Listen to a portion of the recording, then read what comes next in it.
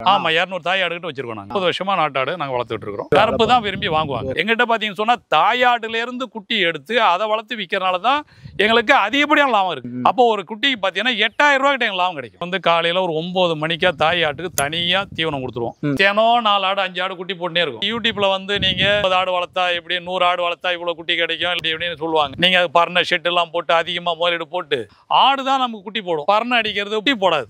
1 மணிக்கெல்லாம் நாங்க மேய்ச்சல் ஓடிடுவோம்.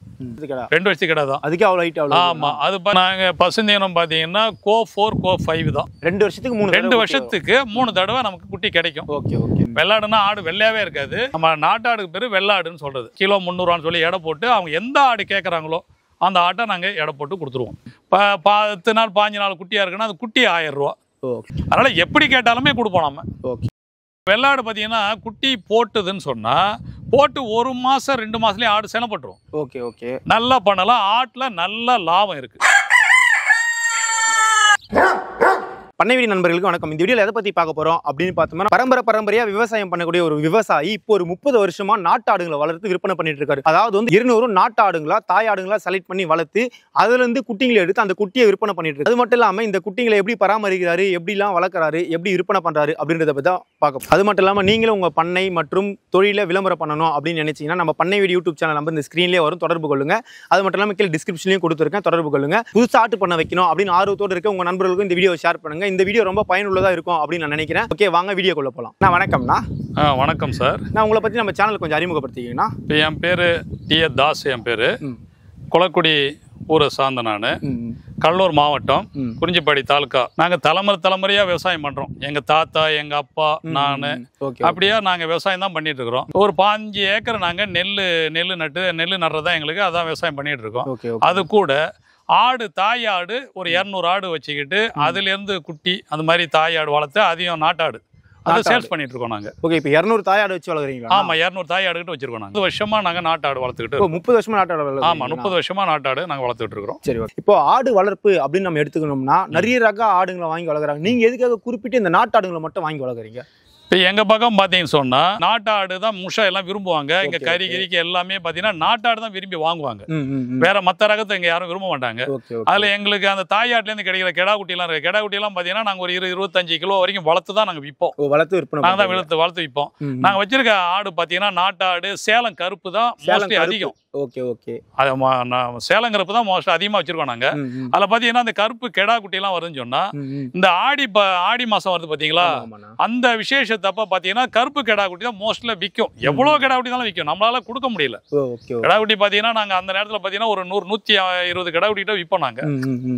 அதுக்கு மேல கொடுக்க நம்மளுக்கு கெடா குட்டி இல்ல. அது மாதிரி அதுக்காக தான் நாட்டாடு. அதுல அந்த விஷயத்தை பாத்தீங்கன்னா எல்லாம் நாட்டாடு கெடா குட்டி தான் வாங்குவாங்க. வேற மத்த ரக குட்டி யாரும் விரும்ப மாட்டாங்க, மத்த கலரும் விரும்ப மாட்டாங்க. கருப்பு தான் விரும்பி வாங்குவாங்க.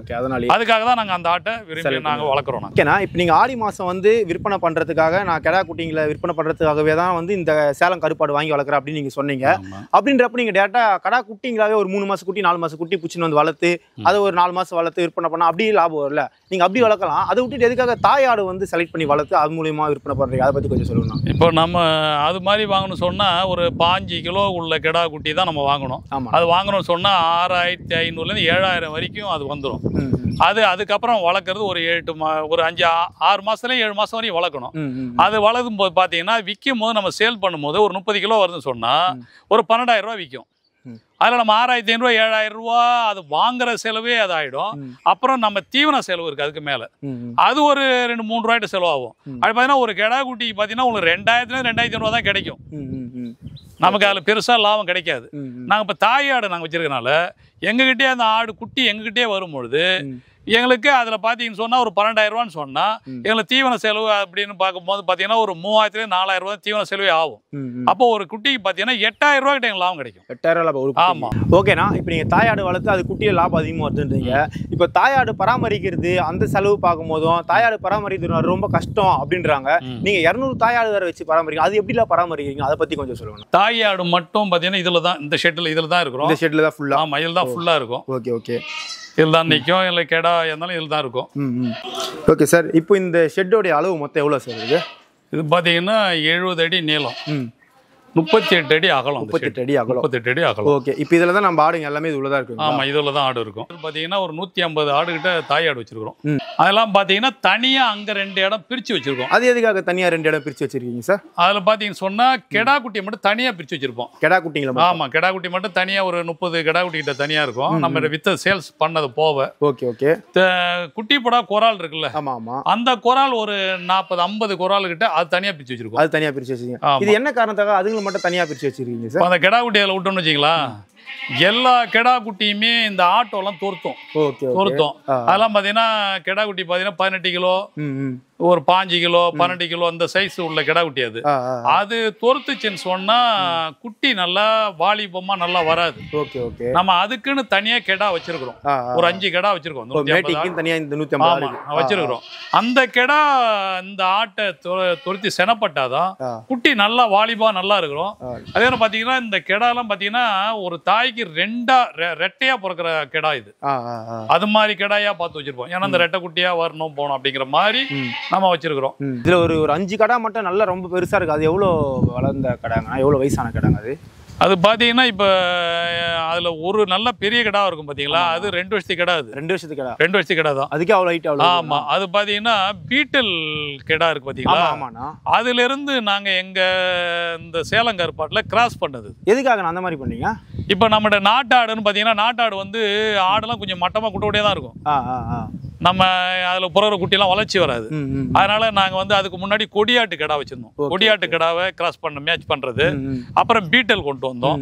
இது மாதிரி கொண்டு வந்து பண்ணும்போது குட்டியும் நல்ல பெரும்பெரும் குட்டியா வரும். சீக்கிரமா வெயிட் கெயின் வரும் நமக்கு. அது வந்தா நம்ம ஆட்டு பண்ண வச்சிருக்கவங்களுக்கு வெயிட் கெயின் தானே அதிகம் முக்கியம். அது நமக்கு லாபம். அதனாலதான் அந்த ஆடு கிராஸ் பண்ணி ஆமா செலக்ட் பண்ணி இப்ப நாம அந்த ஒரிஜினலாவே அந்த கடா வச்சிடலாம். அந்த கடா வச்சிருந்தோம்னா அது நமக்கு அம்மா சரியா இருக்கு. நம்ம ஆட்டுல அது கிராஸ் ஆகணும். சேலம் கருப்பு நாட்டு வெள்ளாடு இருக்குல்ல, அதுல கிராஸ் பண்ணி நாட்டு வெள்ளாடு பொட்டாடு கிட்ட வந்து அந்த கடா கிராஸ் பண்ணி வரணும். கிராஸ் பண்ணி வந்ததுன்னா அதுக்கு இதுக்கும் கிராஸ் பண்ற ஆடு நல்லாவே இருக்கும். நல்லா வாலிபா நல்லா சுறுசுறுப்பா ஆக்டிவா இருக்கும்.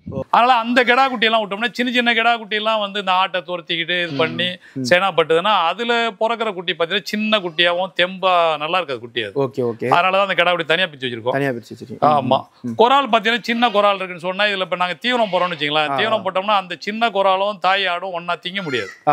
இந்த பெரிய ஆடு எல்லாம் என்ன பண்ணணும்னா சின்ன ஆட்டை அடிச்சுட்டு இதுதான் சாப்பிடும். அதை குத்தி தள்ளி. ஆமா, அதை முட்டி தள்ளிடும். அதை இது கூட திங்கிறது சரியா இருக்காது.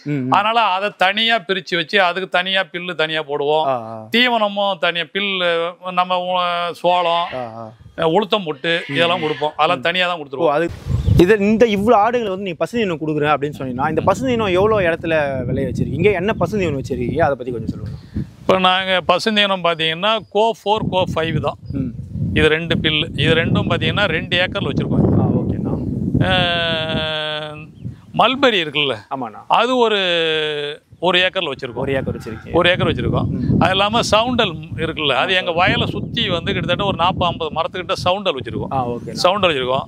வேப்ப மரம் ஒரு 100 மரத்துக்கிட்ட வேப்ப மரம் வச்சிருக்கோம். இது எல்லாமே ஆட்டுக்கு தீனி நான் கொடுக்கறது. ஆனா இந்த பண்ணையா ஆடு மேய்ச்சலுக்கு இல்லாம உள்ளே வச்சிருக்கோம்னு சொன்னா நம்ம கிட்டத்தட்ட ஒரு 6-7 ஏக்கராவது பில்லு இருக்கணும். 200 ஆடு வச்சிருக்கோம்னு சொன்னா 5 ஏக்கர் கம்மி இல்லாம இருக்கணும். இருந்தாதான் நம்ம 200 ஆட்டை வளர்க்கறதுக்கு சரியா இருக்கும். ஆனா நாங்க என்னன்னு சொன்னா முழு நேரமும் ஆடு பண்ணை அங்க இருக்காது. மதியானம் 1 மணிக்கு மேல போகுது இல்ல, அதனால எங்களுக்கு 2 ஏக்கர் பில்லு போதுமானது. இந்த மல்பெரி இதெல்லாம் போதுமானது எங்களுக்கு. ஓகே, இந்த வெளிமேச்சல் போறதால இந்த வெளிமேச்சல் போறதுனால தான். ஆமா, ஓகேண்ணா. இப்போ அடர்த்தி ஒன்றும் தனியாக கொடுக்குறீங்க? தனியாக கொடுத்துருவோம். சரி ஓகேண்ணா. இப்போ பண்ணை அப்படின்னு எடுத்துக்கணும். இப்போ நிறைய பேர் வந்து இந்த பரன் மேல் வளர்க்குறது அப்படின்னு சொல்லி தான் ஆட்டு பண்ணையை வைக்கிறாங்க. ஆனால் நீங்கள் அந்த மாதிரி பரன் செட்டப்பே பண்ணாமல் சிம்பிளாக இந்த சுற்றி இந்த மெஸ் மாதிரி போட்டு இதோ இந்த பழைய ஷீட்டிங் அதெல்லாம் வச்சு அழகாக இந்த மாதிரி பண்ணை செட் பண்ணிருக்கீங்க. அதுக்கான காரணம் என்னன்னா, பண்ணன்னு சொன்ன பார்த்தீங்கன்னா அந்த ரீப்பர் அடிச்சு இப்போ வச்சிருக்காங்கல்ல, பரண் அடிக்கிறாங்கல்ல, அது பார்த்தீங்கன்னு சொன்னால் இப்போ இந்த நான் வச்சிருக்க அளவு ஷெட்டு பார்த்தீங்கன்னா கிட்டத்தட்ட ஒரு 10 லட்ச ரூபாய்க்கு மேலே செலவாகும். 10 லட்ச ரூபாய்க்கு மேலே செலவாகும். அது இல்லாமல் இந்த பிளாஸ்டிக்கில் பரணை போடுறான் பார்த்தீங்களா, அதெல்லாம் ஒரு 15 லட்ச ரூபாய்கிட்ட செலவாகும். இப்போ நான் வச்சிருக்க அளவுக்கு ஷெட்டு போடணும்னு சொன்னால் பரண் அடிக்கணும்னா அவ்வளோ செலவாகும். இப்போ நமக்கு ஆடு அதிகப்படியாக இப்போ 200 ஆடு வச்சிருக்கோம்னு சொன்னால் ஆடு தான் நமக்கு குட்டி போடும். குட்டி போடும், அதுதான் லாபம். இப்போ பண்ணை இப்போ இந்த பரணை அடிக்கிறது போகிறது இதெல்லாம் பார்த்தீங்கன்னா இதெல்லாம் வந்து குட்டி போடாது, செலவு தான் அதிகம். இப்போ இதில் என்னன்னு சொன்னால் பின்னே ஒரு ஆள் ஆகும் கூட்டுறதுக்கு போகிறதுக்கு 2 வேலையும் நாங்கள் கூட்டிடுவோம். 2 வேலையும் கூட்டிடுவோம். இப்போ மற்ற இடத்துலலாம் வந்து இவங்க பண்ண வச்சுருக்காங்க சொன்னால் இவங்க ஆடு வந்து வளர்க்க ஆரம்பிச்சிலேருந்து அந்த பண்ணையை க்ளோஸ் பண்ணுற வரைக்குமே அந்த பரணை மேலே அதிலே தான் இருக்கும் ஆடு. ஆமாம் ஆமாண்ணா, அதிலே தான் இருக்கும். இப்போ நாங்கள் பார்த்தீங்கன்னா அப்படி எங்கள்கிட்ட இருக்காது. நாங்கள் 1 மணிக்கெல்லாம் ஆடை வெளில கொண்டு போயிடுவோம். ஓகே. அதனால எங்களுக்கு வந்து கீழே தரையில் வச்சிருக்கனால அதிகமாக சேரு கீரோ இல்லை மழை யூரின் ஒன்றுக்கு போகுது இல்லைங்களா, அதெல்லாம் ஒலையாகிறதுக்குள்ள இங்கே எங்களுக்கு வாய்ப்பு கிடையாது. Okay okay. முழு நேரமும் இங்கே பண்ணையை உள்ளே வச்சுக்கிட்டு நாங்கள் ஆடை வளர்த்துக்கிட்டு இருந்தோம்னு சொன்னால் சேரு சகதியமாக ஆகும். அதனால 1 மணிக்கெல்லாம் போயிடுது இல்லை. அதனால எங்களுக்கு இது அதிகமான பாதிப்பு கிடையாது. அது இல்லாமல் அது அதிகப்படியான செலவு. அது அந்த செலவுல குறைக்கணுங்கிறதுக்காக தான் நாங்கள் கீழே தரையிலே வளர்க்குறோம். ஓகேண்ணா. இப்போ வெறும் மண் தரை தான்? மண் தரையில் தான் வளர்க்குறோம். ஓகே, மண் தரை தான். இப்போ இதில் வந்து ஒரு சில ஆடுங்கள்லாம் வந்து கட்டி வச்சுட்டு இருக்கீங்கண்ணா பண்ணைக்குள்ளேவே. எதனால அதுங்களை கட்டி விட்டு மற்றெல்லாம் அவுத்து விட்டுட்டு இருக்கீங்கன்னா? பல வந்து குட்டி போட்டதுல ஆடு. ஆமாண்ணா. அந்த குட்டி போட்ட தாய் ஆட்டெல்லாம் என்ன பண்ணுவோம், கட்டி போட்டுருவோம். தனியா கட்டி போட்டு அது தனியா பால் குடிக்கிறதுக்குன்னு அந்த குட்டியை கொண்டாந்து விடுவோம். அப்பதான் வந்து தாய் ஆடு நிற்கும். நின்னுதுனா தான் அந்த குட்டி பால் குடிச்சிட்டு இருக்கோம். ஒரு நேரம் குடிக்கும், அப்புறம் கொஞ்ச நேரம் படுத்திருக்கோம், திருப்பி எழுந்து குடிக்கும். கட்டாம விட்டோம்னு வச்சிங்களா, ஆடு இதெல்லாம் கும்பல்ல ஓடும். கும்பல்ல ஓடிச்சுன்னு சொன்னா அது தாய் எதுன்னு அது கண்டுபிடிக்கிறதுக்கு முடியாது. ஏன்னா இப்ப அதெல்லாம் போட்ட குட்டி 1 வாரம் 10 நாள் தான். ஒரு 20 நாளுக்கு மேல ஆயிடுச்சுன்னு வச்சுங்க, அப்ப ஆடு எங்க போனாலுமே குட்டி தாயை கண்டுபிடிச்சிடும். கண்டுபிடிக்காதனாலதான் நாங்க தனியா தாய் ஆட்டை மட்டும் பிரிச்சு கட்டி போட்டு அது பால் விட்டு அடிக்கிறதுக்கு விடுறோம். அதே பாத்தீங்கன்னா இன்னும் பாத்தீங்கன்னா தாய் ஆட்டுக்கு வந்து பிறந்த குட்டியை வந்து ஒரு 10 நாள் வரைக்கும் நாமளே தூக்கி கொண்டு போய் தான் விட்டு அடிக்கணும். ஏன்னா இப்ப எங்கிட்ட குட்டி போட்டுருக்குன்னு சொன்னா தினம் 4 ஆடு 5 ஆடு குட்டி போட்டுனே இருக்கும். அப்படி இருக்கும்போது இப்ப ஒரு 50-60 ஆடு குட்டி போட்டிருக்கு. அந்த 50-60 ஆட்டுலயும் பாத்தீங்கன்னா தாய் கிட்ட அது நேரடியா அது போவாது, மாத்தி போகுதுன்னு சொன்னா அந்த தாய் ஆடு அந்த குட்டியை முட்டும் உதைக்கும். சில ஆடு என்ன பண்ணணும், அது காது பிடிச்சி கடிச்சே போடும். அதனால நாங்க என்ன பண்ணோம், கிட்ட இருந்து ஒரு 10 நாள் 15 நாள் வரைக்கும் அது தாய் கிட்ட கொண்ட விட்டு பாலை விட்டு அடிப்போம். ஒரு 15 நாளுக்கு மேல ஆயிடுச்சுன்னு சொன்னா அதுக்கப்புறம் திறந்து விட்டோம்னு சொன்னா தானா தாய் கிட்ட ஓடிடும். அந்த தாயாடே கட்டுறது இருங்களே, ஒரே இடமா தான் கட்டுவோம். இந்த ஆடுனா இந்த இடத்துல தான், அந்த ஆடுனா இந்த இடம் தான். அப்படி அந்த அது மாதிரி இருந்தாதான் அந்த ஒரு 10 நாள் 15 நாள் ஊட்ட அடிக்கிறோம்ல, அந்த இடத்துக்கு கரெக்டா போய் குடிக்கும். திறந்து விட்டோம்னு சொன்னா கரெக்டா அந்த இடத்த நோக்கி தான் அந்த குட்டி ஓடும். வேற ஆடு மாத்தி இருந்தாலும் அந்த இடத்துல தான் போவோம். அப்புறம் அந்த ஆடு என்ன பண்ணும், அது குட்டியை கடிக்கும், அது உதைக்கும், இது மாதிரி நடக்கும். அதனாலதான் தாய் ஆடை தனியா பிரிச்சு தனியா கட்டி போட்ட தாயாடுங்க தனியா. ஆமா, குட்டி போட்ட தாயா இருக்கிற தாயாடுங்க தனியா. ஆமா, அது இல்லாம இந்த சின்ன சின்ன பெட்டாடுங்க தனியா, கெடா ஆடு தனியா, எல்லாம் தனித்தனியா. ஆமா, தனித்தனியா தான் பிரிச்சு வச்சிருக்கோம். ஓகேண்ணா.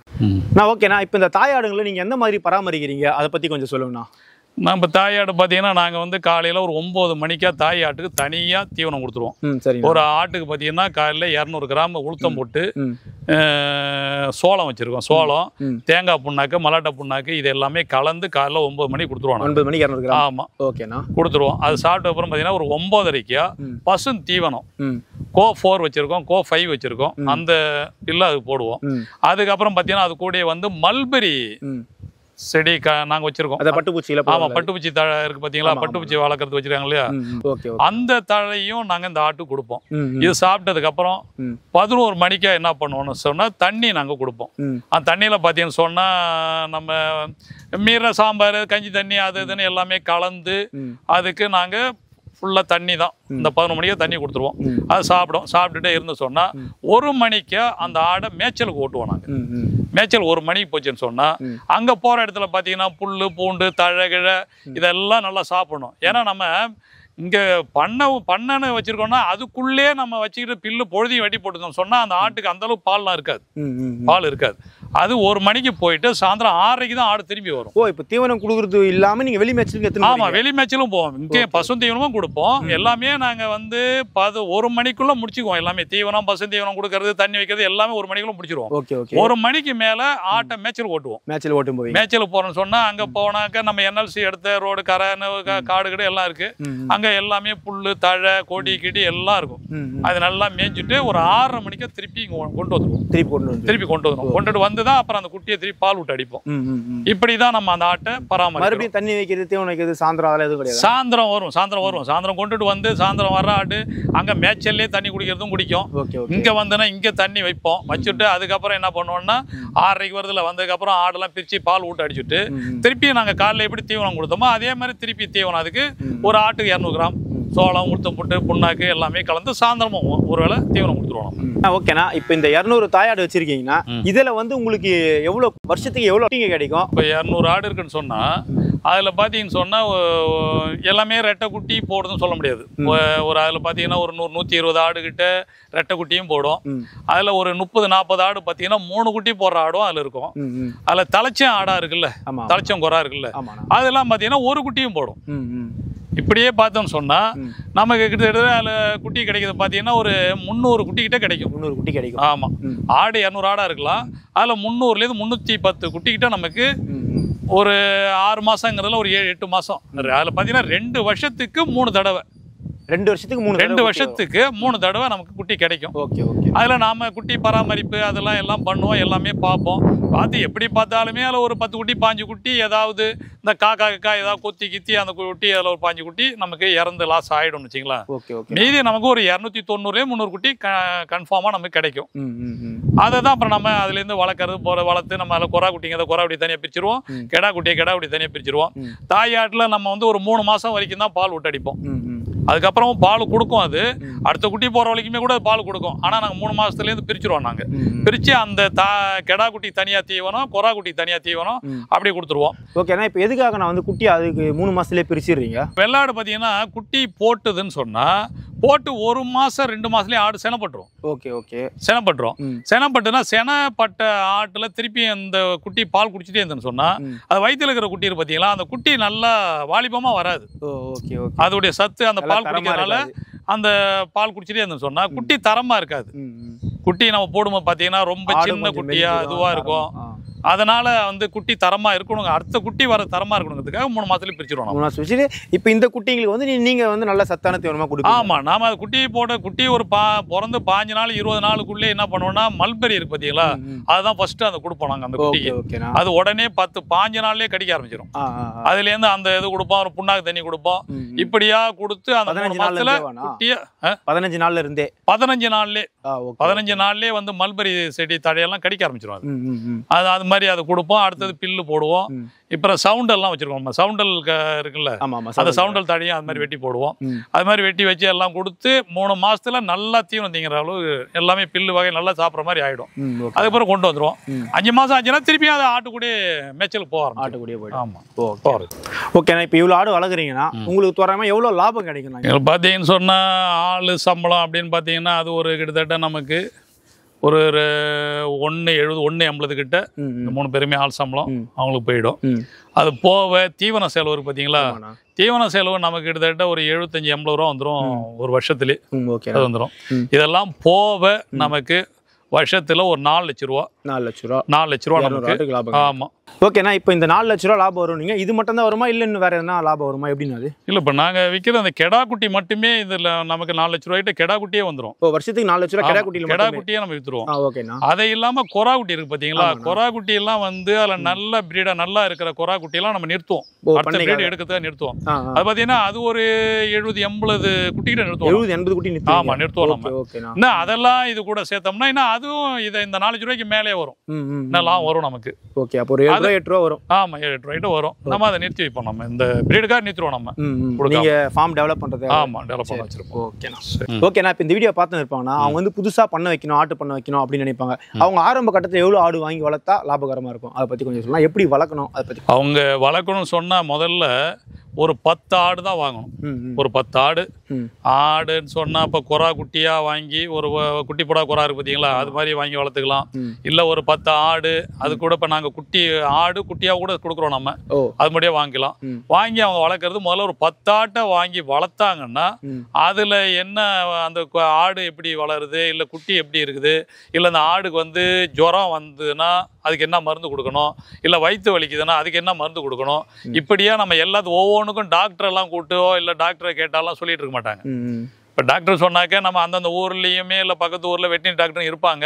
நம்ம ஒரு தடவை 2 தடவை நேரடியாக போய் கேட்டோம்னா அவங்கள விட மருந்துலாம் சிலது கொடுப்பாங்க. அப்பப்போ நம்ம ஃபோன் பண்ணி கேட்க முடியாது என்ன செய்ய போகுதுன்னு. அதுக்கு நம்ம எல்லாமே தெரிஞ்சுக்கிறதுக்கு ஒரு 10 ஆட்டு முதல்ல நீங்கள் ரிஹர்சல் பார்க்குற மாதிரி நீங்கள் வளர்த்து பார்க்கணும். ஏன்னா அதை பார்க்காத யூடியூப்பில் வந்து நீங்கள் 50 ஆடு வளர்த்தா எப்படி, 100 ஆடு வளர்த்தா இவ்வளோ குட்டி கிடைக்கும், இல்லை 100 ஆடு கெடா குட்டியாக வாங்கி வளர்த்தா அப்படி இப்படின்னு சொல்லுவாங்க. நீங்கள் அது பறனை ஷெட்டெல்லாம் போட்டு அதிகமாக முதலீடு போட்டு நீங்கள் வளர்த்து அதுக்கு உடம்பு சரியில்லை போலன்னா அது பராமரிப்பு என்ன மருந்து கொடுக்கணும் போகணுமே நமக்கு தெரியலன்னு வச்சுங்களேன், பண்ணையே அழிஞ்சிரும். அதனால் நீங்கள் ஒரு 10 ஆடு வளர்த்தீங்கன்னு சொன்னால் உங்களுக்கு அதில் எல்லா நெளிவு சுழிவும் தெரியணும். மருந்து போடுறதுக்கோ தீவனம் போடுறதுக்கோ இல்லை குட்டி போட்டால் அதுக்கு என்ன தீவனம் கொடுக்கணும் போகணுங்கிறது எல்லாம் தெரிஞ்சு, அது காயலாவுக்கு வைத்திய மருந்து எல்லாம் தெரிஞ்சுக்கிட்டு அதுக்கப்புறம் நீங்கள் ஒரு 25 ஆடு, அதுக்கப்புறம் ஒரு 50 ஆடு, இப்படியா வந்தீங்கன்னா நல்லா பண்ணலாம். ஆட்டில் நல்ல லாபம் இருக்குது. நம்ம அதுலேயும் வெள்ளாடு நாட்டாடு இருக்குது பார்த்தீங்களா, அதில் அது வளர்த்திங்கன்னா அதுக்கு நல்லா கறிக்கு வாங்கினாலும் சரி, வியாபாரி வாங்கினாலும் சரி, வளர்ப்புக்கு வாங்கினாலும் சரி, கெடா குட்டிலாம் நிற்கவே நிற்காது. கெடா குட்டி வந்து அதிகமாக போட்டி போட்டு கொடுவோம், நம்மளால கொடுக்க முடியாது. அந்த அளவுக்கு இந்த வெள்ளாடு, இந்த சேலங்கருப்பு, இது ரெண்டு தான். இந்த சேலங்கருப்பு வெள்ளாடுங்கிறது நாட்டாடு, இதான் நம்ம வச்சுருக்கோம். இதோடையது நல்லாவே போவோம். அதனால் வளர்க்கணும்னு ஆசைப்படுறவங்க இது மாதிரி நீங்கள் ஒரு 10 ஆடு ஆரம்ப ஸ்டேஜில் வளர்த்து அதில் என்னன்னு தெரிஞ்சுக்கிட்டு அப்புறம் பெருசாக நீங்கள் பண்ணுங்கள். ஓகேண்ணா. இப்போ இந்த ஆடு வளர்ப்பில் வந்து நோய் பராமரிப்பு எந்த மாதிரி நோயெலாம் வரும், அதை எப்படி பராமரிக்கணும், அது எப்படி நம்ம கண்டுபிடிக்கலாம் அப்படின்றத பற்றி கொஞ்சம் சொல்லணும். இப்போ ஆடு பார்த்தீங்கன்னு சொன்னால் வருஷத்துக்கு 3 முறை பூச்சி மருந்து கொடுத்துருவோம். ஓகேண்ணா. அது நாங்கள் பூச்சி மருந்து கொடுக்கணும்னா என்ன பூச்சி மருந்து பார்த்தீங்கன்னா நில்சான்னு ஒரு பூச்சி மருந்து இருக்குது. சரிண்ணா. அது நாங்கள் இப்போ ஜனவரி பிப்ரவரியில் அது கொடுத்துருவோம். அதுக்கப்புறம் பார்த்தீங்கன்னு சொன்னால் ஏப்ரல் மே இருக்குல்ல, அதில் பார்த்தீங்கன்னா இந்த தாடை வீக்கம் வரும் ஆடுங்களுக்கு. அந்த தாடை வீக்கம் வருதுன்னா அதுக்கு என்ன பண்ணோம், முன்னாடியே குளோசன்டால்னு அது ஒரு மருந்து போட்டுருவோம். அப்புறம் ஒரு 4 மாதம் கழிச்சு என்னன்னா பிராசிகோடால் அப்படின்னு ஒன்று இருக்கு, அல்போண்டாசா பிராசிகோடால்னு இருக்கு, அது ஒரு மருந்து. இந்த 3 வகையான பூச்சி மருந்தும் பார்த்தீங்கன்னா 4 மாதத்துக்கு ஒரு முறை இதை முதல்ல கொடுத்துருவோம் நாங்கள். இப்போ நாங்கள் தாயாடு வச்சிருவோம் சொன்னால் அந்த தாயாடுக்கு ஒரு வருஷத்துக்கு ஒரு முறை பிபிஆர் வேக்சின் இருக்கு, அது கொடுத்துருவோம். 3 மாசத்துக்கு மேல இருக்கிற குட்டி எல்லாத்துக்குமே பிபிஆர் வேக்சின் எல்லாத்துக்கும் போட்டுருவோம். அதுக்கப்புறம் பாத்தீங்கன்னு சொன்னா கோமாரி ஊசின்னு இருக்கு. அது பாத்தீங்கன்னா அது வந்து நம்ம அக்டோபர் மாசத்துல அதுவும் அதே மாதிரி 3 மாசத்துக்கு மேல இருக்கிற குட்டி கோரா ஆடு தாயாடு எல்லாத்துக்குமே நம்ம அந்த ஊசி இன்ஜெக்ஷன் பண்ணிடுவோம். அது பார்த்தீங்கன்னு சொன்னால் மழை நாளில் மழை பெய்யுதில்ல, ஆடு மேய்ச்சல் போகுது இல்லை, அது பார்த்தீங்கன்னா சேருக்கிறதுலாம் பட்டு அந்த காலில் கோமாரி வரும், காயம் வரும். இது மாடுகளுக்கு கால் கோமாரி. ஆமாம், வர்ற மாதிரி ஆட்டுக்கும் வரும். அது ஆடு அப்புறம் நொண்டிக்கிட்டே இருக்கும். நொண்டிக்கிட்டே இருந்து அதை நம்ம பராமரிப்பு பண்ணலான்னு சொன்னால் அதிகமாக ஆச்சுன்னு சொன்னால் ஆடு இறக்கிறதுக்கே அது இதாகிடும். அதனால முன்னாடி ஆமாம். அது அப்புறம் பார்த்தீங்கன்னா கோமாரிங்கிறது வாயில் 2 பக்கமாக காயமாக வந்து கோமாரி வந்து தீனி எடுக்காது. அதனால இதெல்லாம் முன்னாடியே நம்ம பண்ணிவிடுவோம். ஓகேண்ணா. இது மாதிரி பிபிஆர் வேக்சின் இருந்தாலும் சரி, பூச்சி மருந்து, இது மாதிரி இதெல்லாம் ரெகுலரா வருஷம் நம்ம கரெக்டா அது கொடுத்துக்கிட்டே வருவோம். நம்ம கிட்ட ஆடு வாங்க வரவங்களுக்கும் இதை நம்ம சொல்லிடுவோம், சொல்லி இது மாதிரி செய்யுங்கன்னு சொல்லுவோம். ஓகேண்ணா. இப்போ நம்ம பண்ணையில் இவ்வளோ ஆடு இருக்குது, அது எப்படி வளர்க்கணும், எப்படி பராமரிக்கணும் அப்படின்றத பத்தி நீங்க சொன்னீங்கன்னா, இதை வந்து நம்ம பண்ணையில் நீங்க எப்படிலாம் விற்பனை பண்றீங்க அதை பத்தி கொஞ்சம் சொல்லுங்கண்ணா. நாங்க இப்போ ஆடு இப்போ நாங்கள் வச்சிருக்கோம்னு சொன்னா உங்களுக்கு வந்து என்ன ஆடு வேணும், கொரா குட்டி, குட்டி போடா கொரா இருக்கு பார்த்தீங்களா, அது வளர்ப்புக்கு வேணும், 5 ஆடு 10 ஆடு வேணும்லாம் கேட்பாங்க. அது மாதிரி கேட்டாலுமே கிலோ 400 ரூபான்னு சொல்லிட்டு நம்ம அதை கொடுத்துருவோம். உயிரெடை கிலோ 400 ரூபா கொரா குட்டி. கெடா குட்டியும் அதே மாதிரி உயிரெடை கிலோ 400 ரூபா. அதுவும் வளர்ப்புக்கும் கொடுப்போம், ஃபங்க்ஷனுக்கு கறிக்கு அப்படின்னு கேட்பாங்க, அதையும் கொடுத்துருவோம். நம்ம தாயாடு இருக்குல்ல, தாயாடா இருந்தாலும் தாயாடு குட்டி போட்ட ஆடு இதெல்லாம் பார்த்தீங்கன்னா கிலோ 300 ரூபா உயிரெடை, 300 ரூபா கொடுக்குறோம். குட்டி போட்ட ஆடா கொடுக்குறோம்னு சொன்னால் அதோடைய தாயாடுக்கு எடை போட்டு உயிரெடை கிலோ 300 ரூபா கொடுத்துருவோம். 10 நாள் 15 நாள் குட்டியாக இருக்குன்னா அது குட்டி 1000 ரூபா அப்படின்னு தாயாட்டோட சேர்த்தே கொடுத்துருவோம். செனாடா இருக்கு, செனாடு தான் வேணும் அப்படின்னு கேட்குறவங்களுக்கு அதுவும் கிலோ 300 ரூபா அப்படின்னு சொல்லி அதையும் எடை போட்டு கொடுத்துருவோம் நம்ம. அதனால எப்படி கேட்டாலுமே கொடுப்போம் நம்ம. ஓகேண்ணா. இப்போ செனாடா கொடுப்பேன் அப்படின்னு சொன்னீங்கன்னா, இப்போ நீங்கள் செனாடா கொடுத்துட்டீங்கன்னா உங்கள் பண்ணைக்கு ஆடு இல்லாத போயிடாதாண்ணா? எங்ககிட்ட ஆடு நாங்கள் ஒரு நல்ல ஆடாவே நாங்கள் ஒரு நிறுத்தி வச்சிருப்போம். பிரீட் பண்ணுறதுக்குன்னே ஆடு வச்சிருப்போம். நம்ம ஒரு 50 ஆடு வச்சிருப்போம். நம்ம அந்த 50 ஆடு நம்ம பிரீடுக்குன்னே இருக்கும். அது இல்லாமல் நம்ம ஆடை கொடுக்குறோம்னு சொன்னால் நம்ம பண்ணைக்கு ஆடு குறையிற மாதிரி இருந்துன்னு சொன்னால் நம்ம சேலம் கருப்பு இது மாதிரி போயிட்டு ஆடு திருப்பி கொண்டு வந்துடும். நம்ம பண்ணைக்கு கொண்டு வந்துடும். கேட்குறவங்களுக்கு ஆடு நம்ம இல்லைன்னு சொல்ல மாட்டோம். ஆமாம், இல்லைன்னு சொல்ல மாட்டோம். அதனால ஆடு கொடுத்துருவோம். இல்லை நாம பிரீடுன்னு வச்சிருவோம் பார்த்தீங்களா, அந்த ஆடே தான் வேணும்னு சொன்னாங்கன்னா அதையும் கொடுப்போம். நம்ம அதையும் கொடுத்துருவோம். கொடுத்துட்டு நம்ம ஆடு வேற கொண்டாந்துருவோம் வேற இடத்துல. ஆமா, நம்ம ஏன்னா இந்த ஆடுங்கிறது நல்லா லாபங்கிறதுனால நாம அதை விடாம பண்ணணுங்கிறதுக்காக கேட்கறவங்க ஆடையும் கொடுத்துருவோம். நம்ம கிட்ட ஆடு இல்லைன்னா ஆடை கொண்டாந்துருவோம் புதுசா. நம்ம வருஷத்துக்கு ஒரு 50 ஆடு 60 ஆடு கொண்டாந்து வாங்கிட்டு தான் இருக்கோம். வாங்கி வச்சுக்கிட்டு நம்ம குட்டி போட கொடுத்துட்டு தான். ஓகேண்ணா. இப்போ இந்த வீடியோ பார்த்துட்டு இருக்கவங்க வந்து இப்போ இந்த கடலூர் சைடு மட்டும் இல்லாம லாங்ல எங்கன்னா இருப்பாங்க, அவங்களுக்கு டிரான்ஸ்போர்ட் பண்ணுவீங்களா இல்லை வேணும் டேரக்டா நேரில் தான் வந்து பார்த்து வாங்கி போனோமா எப்படின்னா? நம்ம கிட்ட நேராக தான் வந்து வாங்கிட்டு போகணும். நேராக வந்து தான் அவங்க வாங்கணும். ஏன்னு சொன்னால் அவங்க வந்து பார்த்து எந்த ஆடுன்னு கேட்குறாங்க, எப்படி கேட்குறாங்களோ உங்களுக்கு பிடிச்ச ஆடு நீங்களா பிடிச்ச மாதிரி எடுத்து நீங்கள் செலக்ட் பண்ணீங்க, நாங்கள் எடை போட்டு கொடுத்துருவோம். ஓகே, அவ்வளோதான். சரிங்க. ஓகேண்ணா, இவ்வளோ நேரம் இந்த ஆடு வளர்ப்பு எப்படி, இது எப்படிலாம் பராமரிக்கலாம், இதுக்கு எந்த மாதிரி தீவனம் கொடுக்கணும் அப்படின்றத இதை பற்றி எவ்வளோ லாபம் வரும் அப்படின்றத பற்றி சொல்லியிருக்கீங்க. ரொம்ப நன்றிண்ணா. ஆமாம், நன்றி. ஓகே, இவ்வளோ நேரம் இந்த வீடியோ பார்த்தா உங்களுக்கு யாருக்குன்னா இந்த ஆடுங்க தேவைப்படுது அப்படின்னா இந்த ஸ்க்ரீன்லேயே அவருடைய நம்பர் வரும். கால் பண்ணி நீங்கள் டேரெக்டாக பண்ணைக்கு வந்து உங்களுக்கு பிடிச்ச ஆடை நீங்கள் வாங்கிக்கலாம். ஆடு வாங்கணும் அப்படின்ற உங்கள் நண்பர்களுக்கும் இந்த வீடியோவை ஷேர் பண்ணுங்கள். ஓகே, பாய். நம்ம நெக்ஸ்ட் மீட் பண்ணலாம்.